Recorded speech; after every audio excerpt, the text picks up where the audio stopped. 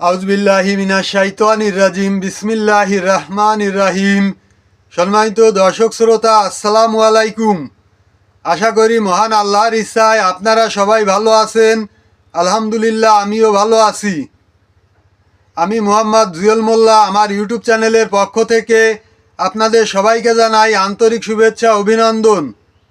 আজ আমি আপনাদের সামনে একটা অত্যন্ত মূল্যবান এবং গুরুত্বপূর্ণ আলোচনা নিয়ে উপস্থিত হয়েছি। আজকের আলোচনার বিষয় বিএনপি এবং জামাত, দুইটা বড় শক্তিশালী দল। এই দুই দলকে এক থাকার আহ্বান জানাই। কেন এক থাকতে হবে? দেশের স্বার্থে। যারা দেশকে ভালোবাসেন তারা বেশি বেশি শেয়ার করে, প্রচুর পরিমাণে শেয়ার করবেন। শেয়ার করে এই ভিডিওটা সারা দেশে সবাইকে ছড়িয়ে দেওয়ার অনুরোধ জানাচ্ছি।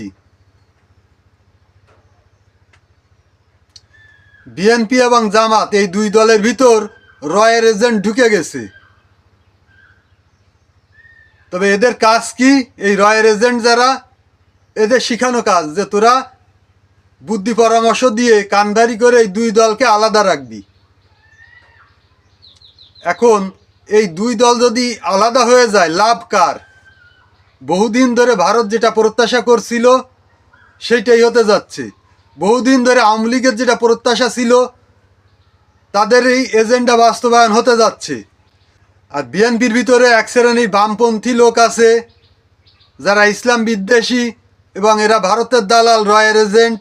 এদের কাজ হচ্ছে বিএনপির হাইকমান্ডকে বোঝানো জামাতের থেকে আলাদা হওয়া, জামাতকে জোট থেকে। এখন তো আর জোট নেই, আগের থেকেই এইটা ছিল যে জামাতকে জোটের থেকে বাদ দেওয়া, যখন একসঙ্গে ছিল। দেশের স্বার্থে বিএনপি এবং জামাতকে এক থাকতে হবে, দেশের স্বার্থে, জনগণের স্বার্থে। এখন প্রশ্ন, বিএনপি আর জামাত একসঙ্গে থাকলে দেশের কি স্বার্থ, জনগণের কি স্বার্থ? হ্যাঁ, আমি বলছি স্বার্থ আছে। এই যে 16 বছরের ফ্যাসিবাদ, এদের বিচার করতে হলে বিএনপি এবং জামাত, এই দুটো দলকে এক থাকতে হবে। এদের বিচারের মধ্য দিয়ে এই জাতি কলঙ্ক মুক্ত হবে। তাই এদের বিচার কাজ এই জাতির জন্য একটা গুরুত্বপূর্ণ বিষয়। জামাত ইসলামকে বলবো, আপনারা কোরআনের রাজনীতি চান, আমরাও কোরআনের রাজনীতির পক্ষে। কোরআনের রাজনীতির কথা কে বলেছেন? স্বয়ং আল্লাহ তাআলা নিজেই বলেছেন যে কোরআন দিয়ে তোমরা দেশ চালাও, কোরআন দিয়ে শাসন কাজ পরিচালনা করো। তাই আমরাও কোরআনের পক্ষে। কিন্তু আপনারা বিএনপির সঙ্গে জোটবদ্ধভাবে থাকলে কোরআন দিয়ে দেশ চলবে না, এটা আপনারাও জানেন, আমরাও জানি। কিন্তু এই মুহূর্তে দেশের স্বার্থে, জনগণের স্বার্থে অন্তত কিছুদিন বিএনপির সঙ্গে আপনাদের এক থাকতে হবে, এদের এই বিচার কাজ শেষ না হওয়া পর্যন্ত।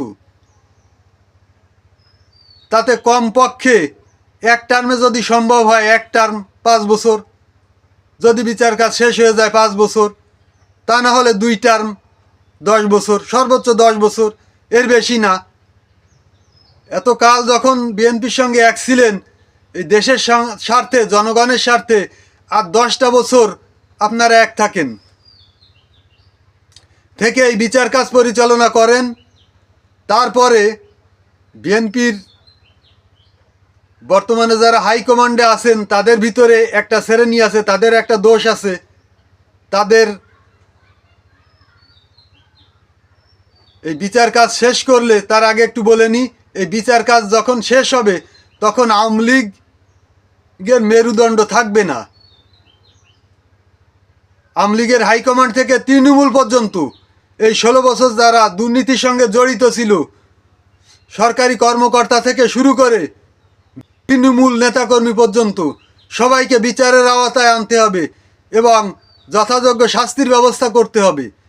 তাহলে আওয়ামী লীগের মেরুদণ্ড থাকবে না। আপনারা আওয়ামী লীগ নিষিদ্ধ করতে চান, আওয়ামী লীগকে আর নিষিদ্ধ করা লাগবে না। আওয়ামী লীগের অবস্থা জাতীয় পার্টির থেকে খারাপ অবস্থায় চলে আসবে। তখন একটা চিন্তামুক্ত হওয়া যাবে যে ভারতের এই যে এজেন্ট, এই দালালরা, এদের পজিশন যখন জাতীয় পার্টির থেকে খারাপ অবস্থানে চলে যাবে, একটু চিন্তামুক্ত হওয়া যাবে যে এরা তো আর ক্ষমতা আসতে পারছে না, তখন জামাত ইসলাম আপনারা বিএনপির সঙ্গে আলাদা হয়ে যান। তখন আপনাদের জন্য ক্ষমতায় যাওয়ারও একটা প্লাস পয়েন্ট হয়ে যাবে। একটা গোপন কথা আপনাদেরকে ফাঁস করে দিই, কারণ বিএনপির হাইকমান্ডে যারা আছেন তারা কর্মীদের অবমূল্যায়ন করেন, যা অতীত হয়েছিল 2001 সালে বিএনপি ক্ষমতায় আসার পরে। 2005-06 সালে বিএনপির অনেক নেতাকর্মী যে আওয়ামী লীগের সঙ্গে যোগ দিয়েছিল, আগে আওয়ামী লীগকে নিশ্চিহ্ন করেন, আগে আওয়ামী লীগের মেরুদণ্ড ভাঙেন, যাতে বিএনপি থেকে বেরিয়ে কেউ আওয়ামী লীগে যোগ না দেয়। তাহলে বিএনপি থেকে বেরিয়ে তখন যোগ দেবে কিসে? তখন আপনারা আপনাদের দলের দরজা খুলে রাখেন, বিএনপি থেকে বের হয়ে আপনাদের সংগঠনে ঢুকবে সব। আর এই সুযোগটা আপনারা ওই সময় কাজে লাগাতে পারবেন। আপনারা যে বিএনপির সঙ্গে আলাদা হবেন, ঠিক আছে, ভালো কথা, আপনারা আলাদা হয়ে যান, কিন্তু এখনো সেই সময় আসেনি।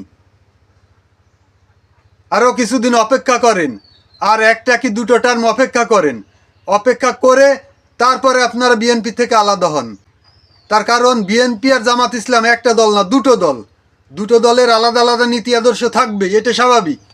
তাই বলছি বিএনপি এবং জামাত ইসলাম দুটো দলকেই যে এই মুহূর্তে আলাদা না হয়ে দেশের স্বার্থে, জনগণের স্বার্থে, জাতিকে কলঙ্কমুক্ত করার স্বার্থে, ফ্যাসিবাদের বিচার করার স্বার্থে আরও কিছুদিন আপনারা একসঙ্গে থাকেন। সম্মানিত দর্শক শ্রোতা, এই ছিল আজকের আলোচনা।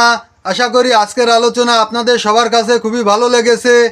এই ধরনের আলোচনা নিত্য নতুন সবসময় পেতে আমার চ্যানেলটাকে সাবস্ক্রাইব করবেন এবং বেশি বেশি শেয়ার করে দেশের স্বার্থে, জনগণের স্বার্থে সবাইকে দেখার সুযোগ করে দেবেন, যাতে সবাই দেখার সুযোগ পায়।